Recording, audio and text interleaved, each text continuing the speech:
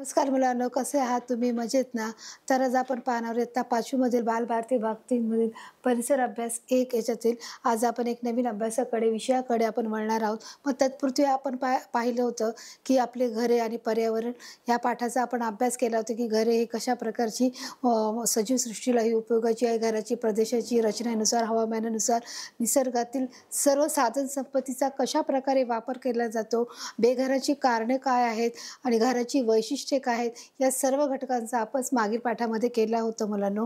आज आपण पाहणार आहोत एका नवीन घटकाकडे आणि आपल्या घटकाचं नाव आहे सर्वांसाठी अन्न. काय आहे बरं सर्वांसाठी अन्न, याचं काय स्पष्टीकरण आहे, आपण लगेचच अभ्यास या गोष्टीकडे पाहूया की प्रसारणामध्ये काय सांगितलं की सर्वांसाठी अन्न म्हणजे सजीव सृष्टीतील जेवढे लोक आहेत त्यांच्यासाठी अन्न हे कशा प्रकारे पुरवलं जातं याचा देखील आपण पाहणार आहोत की कशा प्रकारे अन्न हे शेतीवर अवलंबून आहे. मग पारंपरिक शेती आहे, सेंद्रिय खत आहे, हरित क्रांती आहे आणि कशा प्रकारे आधुनिक पद्धती आहे, पिकांचं संरक्षण कशा प्रकारे केलं जातं, धान्याची साठवण कशा प्रकारे केली जाते, या सर्व गोष्टींचा आपण काय करणार आहोत या पाठामध्ये. आपण या घटकांचा आपण काय करणार अभ्यास करणार. आपण पुन्हा एकदा प्रस्तावना वाचून घेऊया. या पाठामध्ये आपण शेती, शेतीचे हंगाम, शेतीची कामे, पारंपरिक शेती, शेतीचे सुधारित तंत्रज्ञान व सुधारित बियाणे व सिंचनाच्या आधुनिक पद्धती, खते, पिकांचे संरक्षण, धान्याची साठवण, अन्नसंचय आणि पर्यावरण संवर्धन, हरित क्रांती, अन्न सुरक्षा, कृषी सहाय्य उपक्रम आणि सेंद्रिय खत या सर्व घटकांचा आपण सविस्तरपणे मुलांनो अभ्यास करणार आहोत. तर चला तर आपण लगेचच सुरू करूया. मुलांनो आपण स्पष्टीकरणाकडे वळूया. ते तुम्हाला सांगितले शेती म्हणजे काय की जर आपल्याला अन्न मिळवायचं असेल तर सर्वात प्रथम आपल्याला काय करायला लागेल, आपल्याला शेती केल्याशिवाय अन्न मिळणार नाही. आपण जेव्हा आपल्याला एखादे जेवण बनवायचं असेल तर आपण दुकानात जातो, सामान घेतो, मध्ये ज्वारी असेल, गहू असेल, बाजरी असेल ते आपण घेतो. परंतु मुलांनो ते दुकानातून कुठे येतं याचा विचार केला का तुम्ही? तर नाही. तर ते दुकानामधून आधी सर्वात प्रथम शेतीमध्ये ते गोष्टी पिकवल्या जातात, त्याचा पुरवठा केला जातो, ती शेती केली जाते आणि योग्य वेळेस त्याची पेरणी करून, योग्य वेळेस कापणी करून मग त्याचं ते जे पीक येतं ते पीक बाजारात जेव्हा विकलं जातं तेव्हा ते अनेक ठिकाणी त्या प्रदेशामध्ये, त्या भागामध्ये त्याचा पुरवठा केला जातो मुलांनो.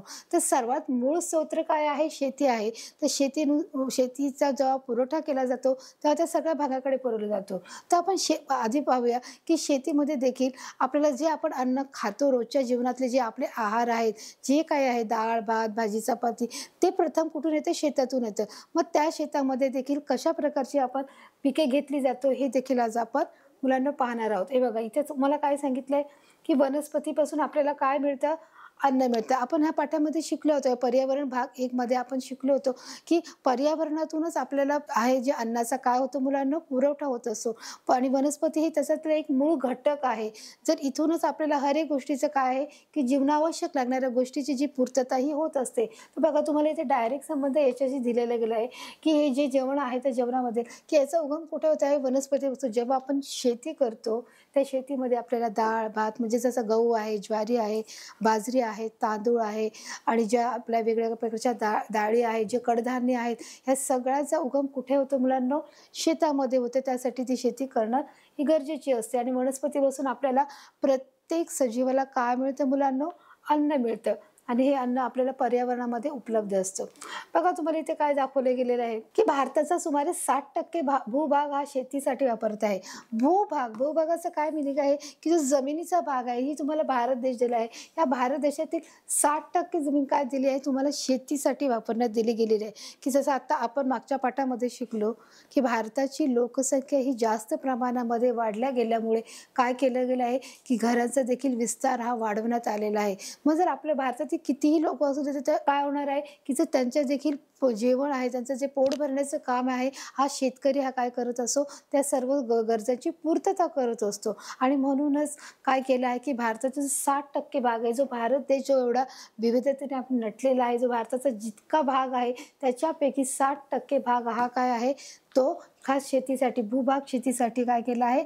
वापरण्यात आलेला आहे. आता बघा इथे पण तुम्हाला सांगितलं की जर तुम्ही शेती करता तर शेतीमध्ये देखील विविध प्रकार येत असतात की त्याच्यामध्ये देखील तुम्ही वर्षाचे 12 महिने म्हणजे जानेवारीपासून डिसेंबरपर्यंत तुम्ही वेगवेगळ्या प्रकारची शेतीचे काय काढू शकतात? उत्पादने काढू शकतात. मग त्याच्यामध्ये देखील प्रामुख्याने 3 भाग पडतात. एक रब्बी पीक आहे, खरीप पीक आहे आणि एक उन्हाळी पीक आहे. की या तिन्ही भागामध्ये तुम्ही काय करू शकता? पिके काढू शकता. जसं बघा इथे तुम्हाला सांगितलं गेलेलं आहे, की हे रब्बी आहे, की जिथे तुम्ही ह्या गोष्टी जे उत्पादन लागणार आहे ते तुम्ही काढू शकता. खरीप पीक आहे बघा, आपण खरीप माहिती बघूया, की जे खरीप पीक आहे ते काय आहे, की ते जून ते ऑक्टोबर महिन्यापर्यंत तुम्ही काय करू शकता, त्याची शेती करू शकता. मग खरीप पिकामध्ये तुम्ही कोणत्या गोष्टी काढू शकता? खरीप पिकं हे काय मोस्टली पावसाच्या पिकावर आधारित असतात, की जे पावसाचं जे पाणी येतं त्या पाण्यावर आधारित ही पिके काढली जातात. मग याच्यामध्ये काय प्रामुख्याने पडतं? ज्वारी पडतं, बाजरी पडतं, सोयाबीन पडतं, मका पडतं, कापूस पडतो, जे आपल्या डाळी आहेत, तूर डाळ पडते. या सगळ्या गोष्टी जे खरीप पिकामध्ये काय केली जाते, लागवड केली जाते, त्याचं उत्पादन केलं जातं आणि खरीप पीक हे शक्यतो पावसाच्या पाण्यावर याचं काय केलं जातं, हर एक प्रकारची जी पिके आहेत, जे बघा कापूस दिसत आहे तुम्हाला, इथे काय दिसत आहे तुम्हाला, जे वनस्पती आहेत ते दिसत आहे, ज्या वेगवेगळ्या प्रकारचे जे कडधान्य आहेत, मूग आहेत ते काढले जात आहे, ही ज्वारी काढली जाते. म्हणजे बघा ह्या सर्व प्रकार तुम्हाला इथे दिसत आहे तुमच्या चित्रामध्ये, की जून ते ऑक्टोबर महिन्यापासून ही शेती केली जाते आणि खरीप पिकं आहेत ही पावसाच्या पाण्यावर आधारित असतात. पावसाचं प्रमाण बघून किंवा पावसाचा अंदाज घेऊन या खताची काय केली जाते, लागवड केली जाते. आता आपण पाहणार आहोत पुढच्या पिकाकडे, रब्बी पिके. रब्बी पिके ही शक्यतो थंडीच्या मोसमामध्ये म्हणजे हिवाळ्यामध्ये ही पिके काढली जातात. त्याच्या अंदाजाच्या हवामानानुसार, त्या ऋतुमानानुसार काय केलं जातं, रब्बी पीक ही काढली जातं. मग त्याच्यामध्ये कोणकोणती पिकं काढली जातात मुलांनो, तर त्याच्यामध्ये गहू काढला जातो, त्याच्यामध्ये जे चणा म्हणजे जो हरभरा आहे तो काढला जातो, राई काढली जाते. म्हणजे या सर्व गोष्टी म्हणजे याच्यामध्ये येतात आणि वेगवेगळ्या प्रकारच्या डाळी देखील याच्यामध्ये काढली जातात. ही शक्यतो हिवाळ्यामध्ये पिके काढली जातात आणि याचा देखील मोसम काय आहे, ऑक्टोबर ते मार्च आहे. बघा इथे काय दिले, ऑक्टोबर ते मार्चपर्यंतच्या हंगामात रब्बी हंगाम असे म्हणतात. म्हणजे ही आपण कोणती पिकं पाहिली, आपण खरीप पिके पाहिली आणि ही रब्बी पिके पाहिली. खरीप पिके ही पावसाच्या पाण्यावर घेतात आणि रब्बी पिके ही हिवाळ्याच्या मोसमामध्ये काढली जातात. प्रत्येक हंगामाचं काय आहे, एक सीझन आहे. तसंच उन्हाळी पीक आहे. उन्हाळी पिकामध्ये आपण तिसरं बघूया, की जसं खरीप झालं, रब्बी झालं, तसंच आता आपण बघूया उन्हाळ्यामध्ये. मग ती कधी काढली जातात, याशिवाय मार्च ते जूनमध्ये. म्हणजे आता जो मार्च आणि जूनचा महिना, मार्च आणि जून हे 2 महिन्यामध्ये जी पिके घेतली जातात त्यांना काय म्हणतात, उन्हाळी पिके म्हणतात. की त्याच्यामध्ये जे सूर्यफुलं आहे, ज्यावेळेस सूर्यप्रकाश प्रखर आहे, कडक आहे, अशा वेळेस देखील फुलांची शेती देखील जास्त प्रमाणामध्ये केली जाते. सर्व प्रकारची जी फुलं आहेत आणि त्या हवामानानुसार त्याला लागणारी जी उत्पादनं आहेत, त्यावेळेसही कापूस काढला जातो, त्यावेळेसही अनेक प्रकारची जी शेती आहे, ते कडधान्य आहेत ते देखील तिथे काढलं जातं. म्हणून याला काय म्हणतात, 3 प्रकारची शेती मुलांना आपण पाहिली आहे. एक रब्बी आहे, एक खरीप आहे आणि एक उन्हाळी पीक आहे. त्या मोसमामध्ये त्या पिकाचं उत्पादन हे केले जातं. बरोबर आहे. या शेतीमध्ये जे काय तुम्हाला फ्लॉवर दिसत आहे. आता इथे बघा शेतीची कामे मुलांना कशा प्रकारे होत असतात, की जी शेतीची जी कामं असतात ती खूप अवघड असतात आणि ती करायला देखील खूप कष्ट लागतात आणि ती खूप अंगमेहनतीचं काम आहे. जे शेताचं जर काम करायचं ठरलं तर आपण असं बोलू शकत नाही, की चला बाबा मी आता गेलो आणि 10 मिनिटात किंवा 1 तासात ते काम करून आलो. शेतीची कामं ही खूप अवघड कामं आहेत. ती कोणत्या प्रकारची आहेत ते बघा तुम्हाला इथे दिसत आहे, की आपल्या शेतातील पीक चांगले वाढावे असे प्रत्येक शेतकऱ्याला वाटत असतं, की जर माझं शेत आहे तर माझ्या शेतामध्ये काय करायला लागेल, मला चांगलं जर पीक काढायचं तर मला काय करावं लागेल, चांगल्या प्रकारचं उत्पादन तिथे जर यायचं असेल मला तर चांगल्या प्रकारचं बियाणं टाकावं लागेल, चांगल्या प्रकारचं खत मला तिथे टाकणं भाग आहे. त्याच्यामुळे प्रत्येक शेतकऱ्याला वाटतं, की माझ्या शेतातलं पीक हे काय आलं पाहिजे, चांगल्या प्रकारचं आलं पाहिजे आणि ते चांगलं कसदार आलं पाहिजे आणि ते मोठ्या प्रमाणात आलं पाहिजे. याची काळजी हर एक शेतकरी काय करत असतो, घेत असतो. मग त्यावेळेस त्यानुसार शेतकरी काय करत असतो, शेतामध्ये राबत असतो आणि जेव्हा तो राबतो तेव्हा काय होतं, जेव्हा ते पीक काय तर भरपूर प्रमाणामध्ये चांगल्या प्रमाणे वाढतं, पीक चांगले वाढते. जेव्हा तो कष्ट करतो मुलांनो, जसं तुम्ही बघा परीक्षेमध्ये जेव्हा तुम्ही कष्ट करता अभ्यासासाठी आणि जेव्हा तुम्ही त्याची परीक्षा देता आणि तेव्हा त्याचा रिझल्ट येतो, तेव्हा मुलांना तुम्हाला किती आनंद होतो, की अरे मी जो अभ्यास केला त्याचं काय झालं, चीज झालं. म्हणजे तुम्ही त्याची मेहनत तुमची वाया गेली का, तर अजिबातच नाही. म्हणजे तुम्ही पहिला नंबर मिळवला, दुसरा नंबर मिळाला तर तुम्हाला व घरच्यांना, कुटुंबियांना आनंदच होतो. तसं जो शेतकरी आहे तो देखील आपल्या शेतामध्ये राबत असतो आणि तो खूप गोष्टीची काळजी घेतो. तो हर एक गोष्टीचं नियमाचं पालन करतो. आपलं पीक कशा प्रकारे जास्त येईल याच्या काळजीने तो हर एक प्रकारचे जे सुधारित जे बियाणं आहे, जे खत आहे त्याचा वापर करून त्याचं त्या पिकाचं संरक्षण करून ते नंतर पिकाची कापणी केली जाते आणि ते अर्थातच ते मग ते दुकानामध्ये सेल करून विकून त्याचे ते पैसे त्याला मिळालेले असतात. आता बघा इथे तुम्हाला हर एक प्रकारचं काय तुम्हाला दिसत आहे, कडधान्य दिसत आहे, डाळी दिसत आहे. पीक चांगले वाढले तर त्यापासून त्याला उत्पन्नही अधिक वाढते. जसं मी आत्ताच सांगितलं की तो पिकाकडे का जास्त लक्ष देतोय मुलांनो, की जर पीक चांगलं आलं, ते छान आलं, की ज्याला म्हणजे बोलतात ना की कुठल्याही प्रकारची कीड नाहीये किंवा कोणत्याही प्रकारचं ते खराब झालेलं नाहीये, तर जर आपलं पिकाचं उत्पादन हे चांगल्या दर्जाचं असेल तर त्या दर्जानुसार त्याला काय मिळते मुलांनो, त्याला किंमत मिळते, त्याला पैसे मिळतात. जर तुमचा दर्जा कमी असेल तर त्याला काय मिळणार, जो जो मोलभाव आहे तो त्या भावामध्ये नाही तर त्याच्या कमी भावामध्ये काय केला जाईल, त्याचा माल हा विकला जातो. आणि म्हणूनच मुलांनो आपण काय करतो की जो शेतकरी आहे तो काय बघतो की नाही, माझं जर शेत आहे तर मला माझं जे पीक आहे हे माझं पीक माझ्या उत्पादनात त्याचं वाढ होऊन त्याचे चांगले मला पैसे मिळाले पाहिजेत, या दृष्टिकोनातून ते हर एक प्रकारची काळजी घेत असतो आणि तो त्या गोष्टीसाठी तो काय करत असतो, कष्ट करत असतो. आणि प्रत्येक शेतकरीला हे बघत असतो की माझं पीक हे चांगलं आलं पाहिजे. इथे तुम्हाला बघा हर एक प्रकारचे जे कडधान्य आहे, जे मूग आहे, तूर आहे, मुगाची डाळ आहे, तसेच हे हिरवे मूग आहे, वाटाणा आहे, हर एक प्रकारचे जे कडधान्य आहे तुम्हाला इथे मुलांनो हे दिसत आहे की त्याप्रमाणे त्याची ही वाढ होत असते. आता बघा इथे त्यांनी काय सांगितलं परत एकदा की भरघोस शेती उत्पादनासाठी उत्तम जमीन, उत्तम बियाणे व खते तसेच पाण्याची उपलब्धता देखील असावी लागते.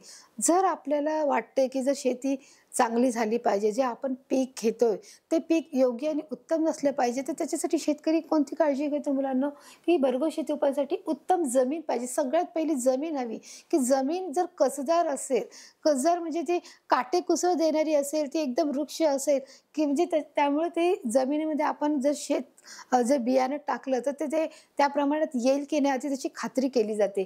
तर म्हणून जमीन कशी पाहिजे मुलांना, ही कसदार पाहिजे, की ती मऊ पाहिजे, लुसलुशीत पाहिजे, की त्याच्यामध्ये मऊपणा असला पाहिजे, बरोबर आहे. त्याची कठीण आणि कडक असता कामा नये. तर ती कठीण आणि कडक असेल तर का होईल मुलांना, की त्याच्यामध्ये जे आपण पीक टाकू ते योग्य प्रमाणात येणार नाही किंवा त्याला यायला खूप वेळ लागेल किंवा ते खूप जास्त पाणी घेईल, की अशा वेळेमुळे की आपण जर आपल्याला शेती भरपूर प्रमाणात द्यायची असेल तर सगळ्यात प्रथम आपल्याला काय करणं गरजेचं आहे मुलांनो, की ही शेती काय करायला पाहिजे, शेती जमीन आहे ती जमीन कशी पाहिजे, कसदार पाहिजे, ती जमीन उत्तम दर्जाची पाहिजे. उत्तम त्याचा दर्जा, त्याची जी क्वालिटी आहे, त्याचा जो दर्जा आहे तो उत्तम असला पाहिजे.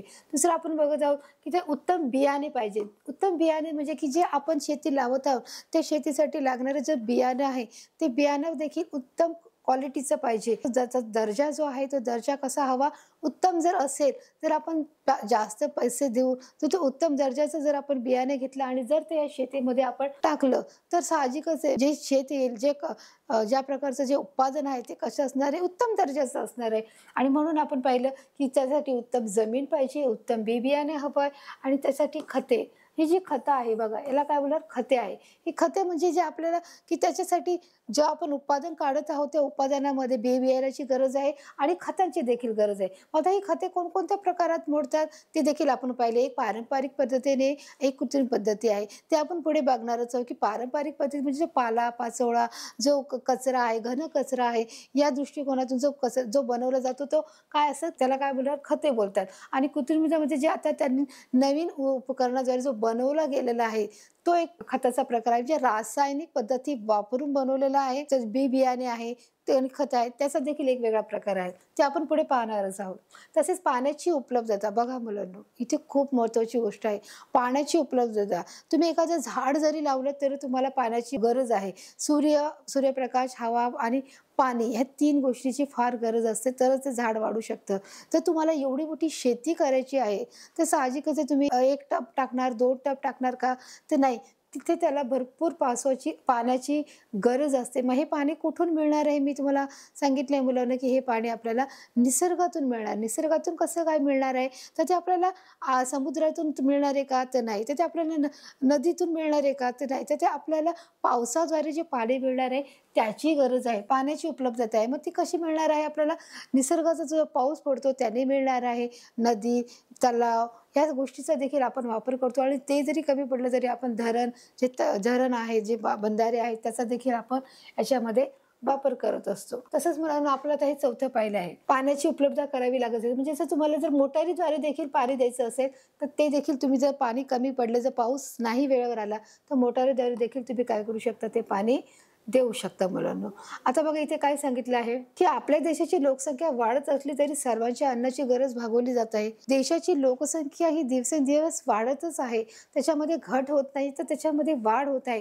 पण ती कितीही वाढली तरी त्याची जे आपण सर्व लोकांचं जेवणाचं पालन पोषणाचं जे काम आहे तो शेतकरी भागवत असतो. बघा, देशाची लोकसंख्या वाढली तरी अन्नाची गरज ही भागवली जाते. असं नाही होत की चला बाबा आता लोकसंख्या वाढली आहे म्हणून आता आपल्याला अन्नाची घट झाली आहे, कुठेतरी तुटवडा पडलेला आहे, कुठेतरी त्या गोष्टीचं कमतरता आहे की बाबा पुरवठा होत नाहीये. शेतकरी काय करत असतो, ती शेतीची लागवड करत असतो, त्याचं उत्पादन करत असतो आणि ते पेरणी कापणी करून तो जो त्याचं जे काही उत्पादन आहे तो काढून तो मार्केटमध्ये बाजारामध्ये जाऊन विकतो आणि ते प्रत्येक नागरिकापर्यंत ते पोहोचवलं जातं. प्रत्येक नागरिक ते विकत घेतात. म्हणजे याचा अर्थ काय की भारत देशामधील हर एक जी जीवसृष्टी आहे, मग ती हर एक मनुष्य, स्त्री असो पुरुष असो, मुलगा असो मुलगी असो, प्रत्येकाची अन्नाची गरज ही काय केली जाते मुलांनो, ही भागवली जाते. कुठेही इथे कमतरता येत नाही. मग ते कोणतंही असो, कडधान्य असो, ज्वारी असो, बाजरी असो, ज्याला जी गरज आहे त्या सर्व प्रकारची गरज हे आपण भागवलेली जाते. आपण पाहिलं. तसेच आपण पाहिलं की बघतोय की शेतीच्या सुधारित पद्धतीचा वापर केल्यामुळे शक्य झालं आहे. शेतीचे सुधारित तंत्रज्ञानाद्वारे किंवा उपकरणाद्वारे या गोष्टीचा वापर करून आपण त्याच्यामध्ये वाढ केली आहे.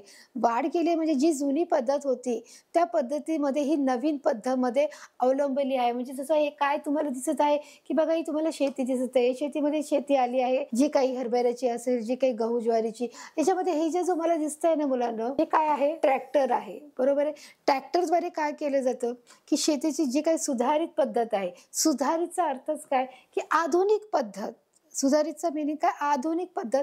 ती द्वारे जी शेती केली जाते त्याला सुधारित पद्धत म्हणतात आणि त्याच्यामुळे शक्य झालं आहे की भारताची लोकसंख्या ही कितीही वाढो, तिची संख्या कितीही जास्त प्रमाणात असो, त्या आधुनिक तंत्रज्ञानाद्वारे ते काय झालं आहे, शेती काढणं आणि शेतीचा वापर आणि शेतीचं उत्पादन काढणं हे फार आता सोपं झालेलं आहे या नवीन आधुनिक तंत्रामुळे.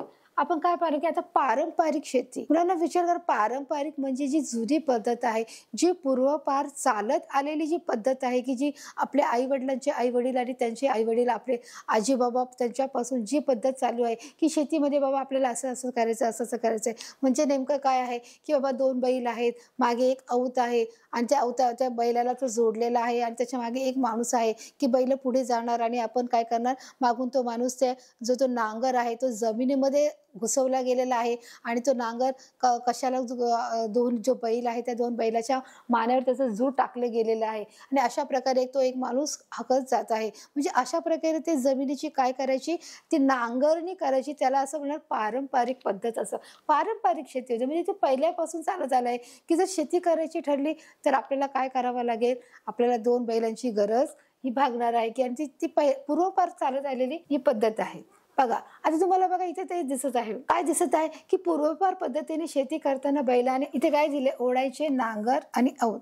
इथे काय सांगितले की पूर्वीपासून आपली शेतीची पद्धत आहे की 2 बैल आहेत, हा काय आहे, नांगर आहे, हा औत आहे, याला काय बोलणार, हो, तो जमिनीमध्ये रुतला गेलेला आहे. बघा मुलांनो, आणि एक जो माणूस आहे तो काय करत आहे, त्याच्या मागे मागे म्हणजे ह्या बैलाच्या मागे काय करत आहे, बैल पुढे जात आहेत आणि ह्या त्याच्या मागे मागे काय करत आहे, तो जात आहे मुलांनो. की बरोबर ही पूर्वपार पद्धत चालली. त्याच्यामुळे ही जी जमीन आहे बघा, ही जमीन वर खाली होत असते. जेव्हा नांगरणी होते याचा अर्थच काय, ती जमीन वर खाली होत असते. का बरं ही नांगरणी करायची असते मुलांनो? कधी विचार केला की काय गरज आहे नांगरणी करण्याची? तर नांगरणी याच्यासाठी केली जाते मुलांनो की आपल्याला जे शेत घेणार आहोत, जे आपण पीक घेणार आहोत, जमिनीची काय केली पाहिजे, जमीन कसदार केली पाहिजे. त्या शेताला, ज्या उत्पादनाला ते जी जमीन आहे ती पूरक असली पाहिजे. त्या वातावरणाशी ते जे टाकणार आहोत ते उत्पादन ते छान आलं पाहिजे. जर आपण नुसतंच समजा झाडू न मारता आपण 2 दिवस 1 दिवस तरी राहू शकतो का? आपण झाडूच नाही मारला तर ती लादी स्वच्छ दिसेल का मुलांनो? तर नाही अजिबातच. तसंच आहे, की जर आपल्याला एखादी नवीन गोष्ट, एखाद्या गोष्टीचं शेतीमध्ये उत्पादन घ्यायचं आहे, तर त्यासाठी आपल्याला जमीन नांगरावी लागते. जमीन नांगरणेच म्हणजे काय, की ही जी जमीन आहे, ही जमीन खालीवर होत राहते. त्या अवताद्वारे ती खालची जमीन वर केली जाते आणि वरची जमीन परत ती खाली जाते. अशा प्रकारे त्याची नांगरणी होऊन ती जमीन काय होते, भुसदार होते, कसदार होते आणि जमीन कसदार झाल्यामुळे पीक देखील काय येतं मुलांनो, उत्तम दर्जाचं पीक येतं. आणि म्हणून कोणतेही गोष्ट उत्पादन करताना आपल्याला काय करावं लागतं, जमिनीची आधी नांगरणी करावी लागते. याला काय बोलणार, नांगरणीची पद्धत आहे. ही फार पूर्वी पद्धत आलेली आहे, की अशा प्रकारे ही शेती करतच राहायची असते. तसेच आता ही झाली आपली पहिली पद्धत आहे मुलांनो. आपली दुसरी पद्धत काय आहे, जसे शेताला पाणी देण्यासाठी मोटेचा वापर करावा लागायचा. मोटेचा बघा तुम्हाला इथे दिसत आहे, की इथे एक असं बैलगाडा लावला आहे, 2 बैल आहेत. ते असे गोल-गोल फिरायचे, ते पुढे-पुढे जायचे आणि त्या मोटेला जे पाणी लावायचं ते एका डब्यामध्ये, बटक्यामध्ये ते पाणी ते काय करायचं, वरती यायचं आणि ते पाणी वरती आलं का मग ते पूर्ण शेतामध्ये काय करायचं, फिरून जायचं. मग शेतामध्ये जे काही आपण अन्नधान्य लावलं आहे, जे काही बी-बियाणे लावलं आहे, ते सर्व धान्यांना काय मिळायचं, पाणी मिळायचं मुलांनो. आणि त्या पाण्यामुळे काय व्हायचं, मग ती शेती हिरवीगार यायची. ही देखील जुनी पद्धत आहे. म्हणजे बघा, मोटेचा वापर म्हणजे मोठं म्हणजे कळतंय, की तिथे एक प्रकारची ही मोठ लावली जाते. जाडा प्रकारचा जो एक पट्टा असतो, त्या पट्ट्याद्वारे तो काय केला जातो, डब्बा आहे तो खेचला जायचा आणि हे जे बैल आहेत ते काय करणार, पुढे-पुढे सरकत जाणार. अशा प्रकारे तिथे त्याची ती अशी ही पारंपरिक पद्धत होती, की शेती करण्यासाठी देखील नांगराचा वापर करायचा, मोटेचा वापर करायचा. तसेच बघा इथे काय दिलंय, कापणी म्हणजे हार्वेस्टिंग. आधी याचा अर्थ समजून घेऊ आपण. कापणी म्हणजे काय, की जेव्हा शेत पेरतो आपण आणि त्याचं जेव्हा उत्पादन येतं, जेव्हा त्याची पिकांची वाढ होते, की समजा आपण गहू लावलाय, ऊस लावलाय, ज्वारी लावली, पण आता ते वाढलंय छान प्रमाणात, त्याची ग्रोथ झाली, त्याची वाढ झाली. मग आता आपण ते तसंच ठेवणार का मुलांना? तर नाही. तर आपण काय करणार, की ते काय करणार, आपण कापणी करणार. त्याची पण एक विशिष्ट पद्धत असते, की आपल्याला कुठून कापायचं आहे हे देखील, विळती घेतली आणि आपण ते कापायला घेतले नाही, की त्याची देखील एक विशिष्ट पद्धत असते. त्या पद्धतीनुसार आपण काय करत असतो, त्याची कापणी करत असतो, की जे जमिनीखाली जे काही आहे त्या मुळासकट ते काढून मग ते काय करतात, त्याची व्यवस्थित हाताला न लागता ते काय करत असतात, कापणी करत असतात. त्याला हार्वेस्टिंग असे बोलतात. तुम्हाला इथे बघा हे दिसत आहे, की काय करताय, पीक आलेलं आहे आणि पिकाची काय करतात, एका जुड्या-जुड्याने ते काय करतात, कापणी करून एका साईडला ते ठेवत असतात. अशा प्रकारे ते दिवसभरात त्यांची कितीतरी श्रमिक कामे असतात, की जी तरी ते थकत नसतात, ते काम करत असतात. आता ही मळणी आहे. मळणी काय आहे, म्हणजे थ्रेशिंग आहे. मळणी म्हणजे की जे हे कापलेलं पीक आहे, म्हणजे ही पहिली प्रोसिजर आहे, पहिली स्टेप आहे आणि ही दुसरी स्टेप आहे. कापलेलं जे पीक आहे, जे आता हे त्यांनी कापलेलं आहे, मग ते काय करायचं आहे, चोळायचं आहे आणि एका उंच भागावर उभं राहून ते काय करायचं आहे, त्यातला सगळा जो काही केर कचरा आहे, कोंडा आहे, तो सगळा दूर करायचा आहे. बरोबर आहे. मग ते काय दाखवलंय तुम्हाला इथे दिसतंय, की ही दुसरी स्टेप आहे. याच्यामध्ये काय करावं लागणार आहे मुलांनो, की हे तुम्हाला दिसत आहे, याला काय बोलतात आहे, सूप बोलतात. सुपामध्ये घेऊन ते काय करायचं आहे, आधी हे हाताने झोडावं लागतं. याच्या आधी हे काय करायचं, जर एकदा कापलं का मग ते काय करावं लागतं, ते त्याला धोपटावं लागतं. एका मोठ्या लाकडाच्या साहाय्याने याला झोपटलं जातं आणि मग त्याच्यातलं जो काही जे दाणे निघतील ते दाणे याच्यात काढले जातात, इथे टाकले जातात. हे डायरेक्ट ही पेंड इथे टाकली जात नाही. त्याची जी धोपटल्यानंतर त्याचे जे काही कचऱ्यासकट, भुस्यासकट, जो आपण भुसा असतो जो सहज वाढीने उडून जातो ना, आपण बघा फुंकला तरी तो उडून जातो. तसा जो भुसासकट तो इथे याचा ढीग केला जातो आणि मग कोणीतरी काय करतं, की त्या एका मोठ्या उंच स्टूलवर उभा राहून ते एका सुपामध्ये घेऊन ते काय केलं जातं, पाखरलं जातं. म्हणजे काय होतं, ते पाखरल्यामुळे याला काय बोलणार, पाखरणे. पाखरल्यामुळे काय होतं, त्याच्यातील जो काही केर कचरा आहे, जो काही भुसा आहे, तो सहज हवेने उडून जातो आणि जे धान्य आहे, म्हणजे गहू आहे, ज्वारी आहे, जे काही ते काय होतं, ते बरोबर त्या सुपामध्ये राहतं आणि मग ते एक प्रकारे सुपातलं धान्य एका साईडला आणि कचरा एक साईडला, अशा प्रकारे त्याचं काय केलं जातं, मळणी केली जाते. याला काय बोलणार, मळणी. पण मला ना हे जे प्रकार आहेत फार पूर्वी चालायचे, म्हणजे पारंपरिक पद्धती होती, की कशाप्रकारे तुम्ही जमीन नांगरली गेली पाहिजे, कशाप्रकारे जमिनीला, शेताला पाणी दिले गेले पाहिजे, कशाप्रकारे कापणी केली पाहिजे, कशाप्रकारे मळणी केली पाहिजे. आपण 4 प्रकार पाहिले. बरोबर मुलांनो. आता आपण पुढे जाऊ. ही आहे पारंपरिक पद्धती आहे, की आपण हे नीट समजून घेतले आहोत. कापणी म्हणजे काय आणि मळणी म्हणजे काय. कापणी म्हणजे जे शेताचं पीक येतं, ते पीक आल्यानंतर आपण असंच नाही ठेवणार, ते काय करणार, आपण त्याची योग्य पद्धतीने त्याची कापणी करणार, छाटणी करणार आणि ते त्याला थोडंसं झोडणार आणि त्याच्यानंतर मग काय करणार, हे सर्व गव्हामध्ये भुसासकट ठेवणार आणि मग ती व्यक्ती काय करणार, सुपात घेऊन ते पाखडणार. त्याच्यातून कचरा दूर गेल्यानंतर जे धान्य आहे ते आपल्याला वेगळं मिळणार आहे. मग अशा प्रकारे कापणी आणि मळणी देखील झालेली आहे. आता बघा इथे काय सांगितले गेले आहे, कापणी मळणी हे इत्यादी कामे शेतकऱ्याचे कुटुंब स्वतः किंवा बैलाच्या मदतीने करत असतात. म्हणजे बघा इथे काय केलं आहे, इथे व्यक्तींना तो उपयोग करायचा. कुटुंब आणि कुटुंबातील हर एक व्यक्ती या कामामध्ये इन्व्हॉल्व असायचा, कामात सहभागी असायचा. की घरातील प्रत्येक मेंबर, जितके मेंबर आहे, जितके संख्या आहे तितके संख्येने लोक काय करायचे, त्या कामासाठी जायचे. म्हणजे ती शेताची नांगरणी असो, पेरणी असो, मळणी असो, कापणी असो, जे काही असो, त्या सगळ्या शेताला पाणी देणं असो, या सगळ्या गोष्टीसाठी काय करायचे, कुटुंबातीलच सदस्य लोक काय करायचे, तिथे जाऊन त्या शेतात जाऊन काम करायचे. आणि जर ते कामामध्ये जर आपल्याला कोणत्या जनावरांची देखील मदत घ्यावी लागत असेल तर ते जनावरांची देखील काय करत असत, मदत घेत असत. म्हणजे इथे ते आपण बोललो ना की जे मोठ्याला पाणी आणायचं ठरलं तर त्याचे फिरण्यासाठी देखील आपण काय करायचं, त्या बैलाचा वापर करायचा. जर आपल्याला नांगरणी करायची आहे तरी देखील बैलाचा आपल्याला काय करावं लागत, असं वापर करावा लागत आहे.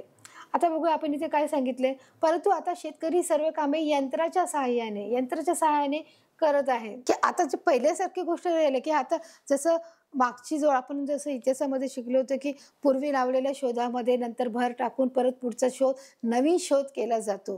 मग नवीन गोष्टीचं नवीन उपकरण तयार केलं जातं.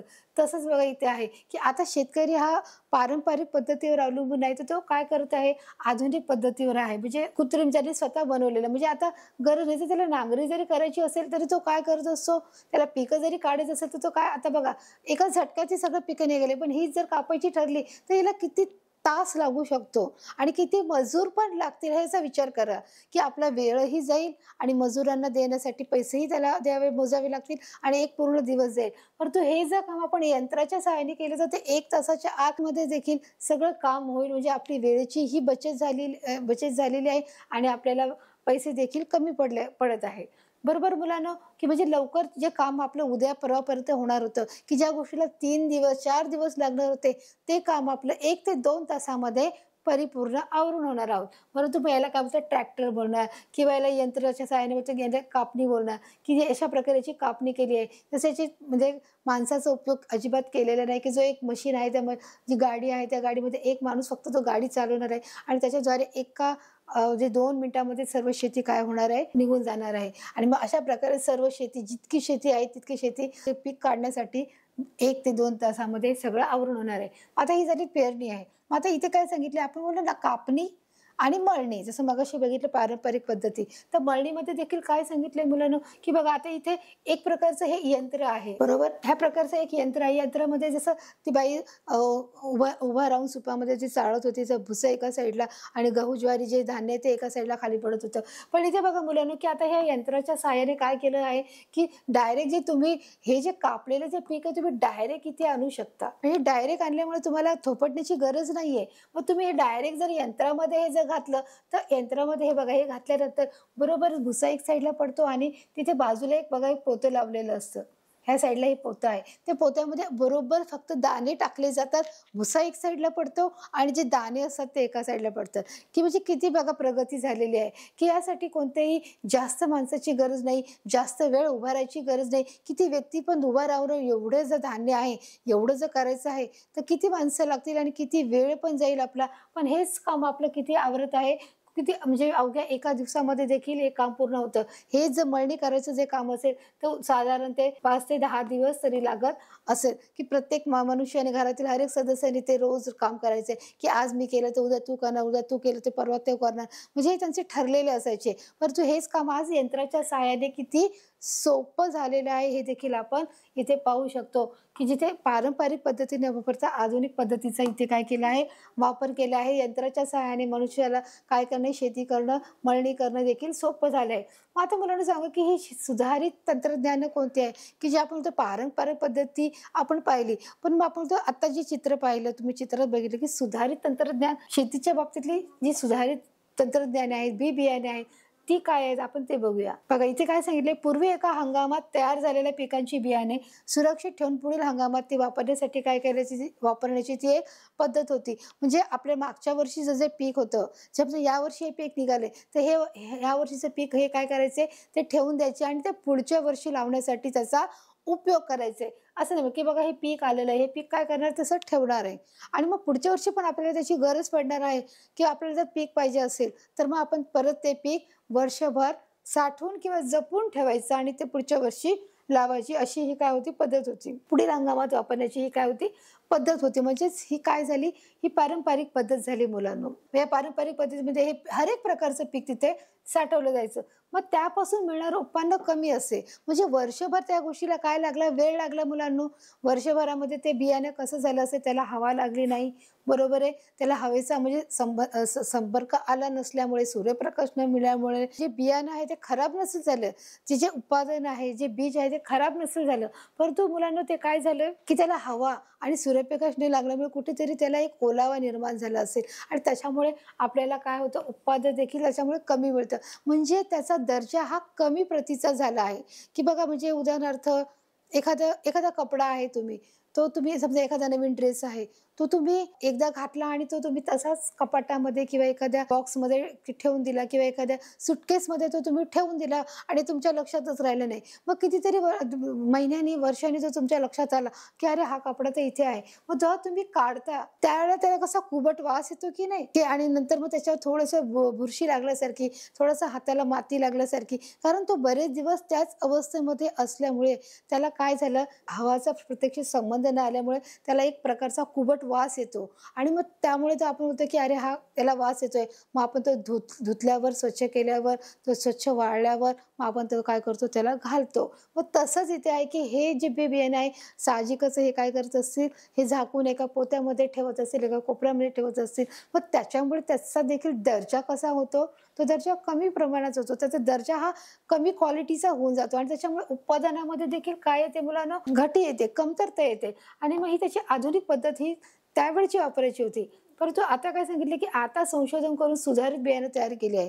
परंतु ती पद्धत न वापरता आता काय केलं आहे, जे सुधारित बियाणं केले आहेत, म्हणजे आधुनिक पद्धतीची बियाणं ही तयार करण्यात आली, की ज्याचं उत्पादनही आपल्याला जास्त प्रमाणामध्ये मिळू शकतं. म्हणजे बघा तुम्हाला इथे दिसू शकतंय, की कशाप्रकारे काय केलं आहे यांनी, की जे त्यांना एक जाळी लावली आहे, त्या जाळीमध्ये ते सुरक्षित ठेवलं आहे. म्हणजे त्यांना ऊन आणि हवा ह्या देखील काय मिळू शकतं, प्रोटेक्शन त्यापासून मिळू शकतं. जे किडे आहेत त्याच्यापासूनही त्यांना संरक्षण आहे, की जे आपल्याला वाटतं, की बाबा हे बाहेर राहिल्याने कोणीतरी हे खाऊ शकतं. त्याच्यामुळे ह्या नेटमुळे, ह्या जाळीमुळे देखील त्यांना काय मिळालं आहे, सूर्यप्रकाश मिळाला आहे, हवा मिळालेली आहे. बघा इथे काय सांगितलं, ज्वारी, गहू, भात. आता तुम्हाला इथे काय दिसतं, ही ज्वारी आहे, हा गहू आहे, हे काय भुईमूग आहे आणि हा भात आहे. अशा प्रकारे पिकाची सुधारित बियाणे बाजारात मिळतात.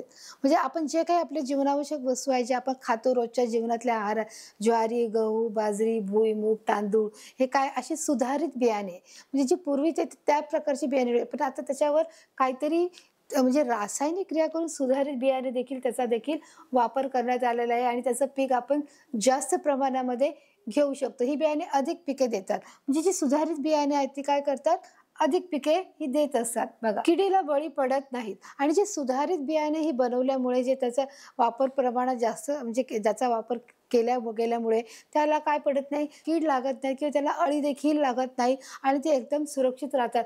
तुम्ही त्या बियाणांचा जर सुधारित बियाणांचा जर वापर केला तर तुम्ही गहू, ज्वारी, बाजरी, तांदूळ, हरभरा, बघा तुम्हाला इथे दिसत आहेत, त्या लोकांना काय लागत नाही, कीड लागत नाही, त्यांना अन्न लागत नाही, त्यांना बुरशी लागत नाही, त्याचे छोटे किडे होत नाहीत आणि त्याच्यामुळे सुधारित बियाणाचा हा एक फायदा आहे, की त्याच्यामुळे सगळ्या गोष्टी कशा होतात, आपल्याला चांगल्या प्रमाणात, चांगल्या दर्जामध्ये मिळतात मुलांना. तसेच इथे बघा, तसेच काही बियाण्यांपासून पिकाची वाढ झपाट्याने होते. तसेच आपण ते बियाणे जर टाकले तर त्याच्यामध्ये त्याची वाढ देखील झपाट्याने होते. असं होत नाही की आपण टाकलं आणि चला आता आपल्याला खूप दिवस वाढ बघावी लागते, अरे आपण आता बी टाकलंय परंतु त्याची वाढच होत नाही, असं होत नाही. आपल्याला त्याचा दर्जा देखील चांगला मिळतोय आणि त्याची वाढ ही झपाट्याने होते. म्हणजे आपलं काम हे काय होतं, लवकर होते, की जे आपल्याला जी मागणी आहे आपली बाजारातली, ती मागणी देखील आपण वेळेमध्ये पूर्ण करण्याचं मुलांना काय करत आहे, काम करत आहेत. आणि त्याच्यामुळे तुम्ही इथे पाहू शकता की कशा प्रकारे पीक हे भरघोस आले आहे. इथे देखील बघा पिकाची किती छान प्रकारे लागवड झाली. काही बियाणे कमी पाण्यातही भरघोस पीक देतात. म्हणजे अशी जी पालेभाज्या जे काय बघा, अन्न जे पालेभाज्या आहे, जे पालक आहे, जी चवळी आहे, जी माठ आहे, बरोबर आहे. जी मेथी आहे, ही कमी पाण्यामध्ये देखील त्याची शेती होऊ शकते. त्याला इतक्या पाण्याची काही आवश्यकता नसते, की जसं आपण आता जसं रब्बी पिके पाहिली, हिवाळी पिके पाहिली, की ज्वारी, बाजरी हे काय केले जातात, शक्यतो पावसाच्या पिकावर हे आधारित असतात. त्याला पाण्याची गरज असते. परंतु ह्या पिकांसाठी काही जी बियाणे त्यांना पावसाच्या पाण्याची तर गरज नसते, पण थोड्याशा पाण्यामध्ये देखील याची काय होऊ शकते, वाढ होऊ शकते आणि याच्यामध्ये भरघोस पिकं हे काय येऊ शकतात.